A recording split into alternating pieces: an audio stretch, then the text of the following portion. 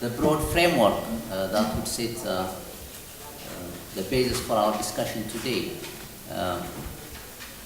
The global framework, especially as we look into the post-2015 development agenda, the issue of sustainability, inclusiveness, and the transformational nature that we'd like to bring about through agriculture and other interventions. I think that many of these discussions are what we have been also having in various fora.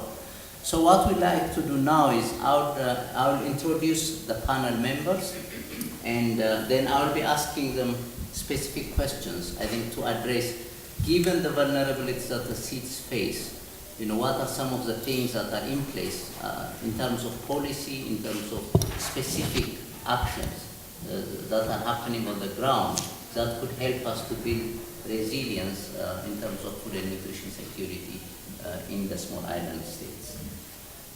So our panelists this morning we have a very impressive list of speakers. At the far end on the right side is Mr. Jethro Green, who is the Chief Coordinator of the Caribbean Farmers Network.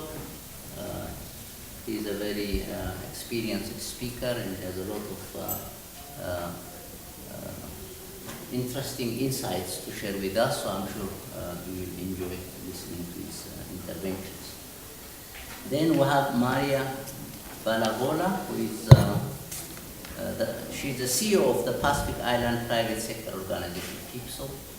As you know, one of the key aspects, especially in making any meaningful long-term transformation in agriculture, is the full engagement of the private sector.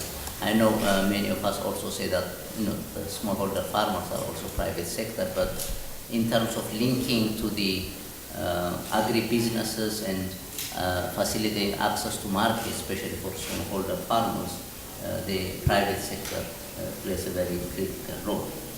Then we have Ambassador Edwin Laurent. Ambassador Laurent is a senior advisor of the Caribbean Green Economy Initiative. So he will be talking to us about trade and how trade and green economy approaches could help in building resilience and sustainability. Then next we have Adi Fani Tafunai, who is the CEO of the Women in Business in Development in Samoa. She has a lot of experience organizing smallholder farmers and finding international markets.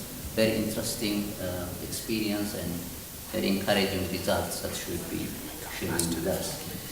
On my left is Carmen Nurse. She's the president of the Caribbean Network of Rural Women Producers, CANRO. She will give us a perspective in terms of smallholder women, how they integrate into markets and what has been their specific experience from the perspective of the Caribbean. Then we have Mr. Gibson Susumu, who is the food security expert at the Pacific Community Secretariat, SPC. We will be talking about some of the policy framework within the Pacific to facilitate food and nutrition security issues.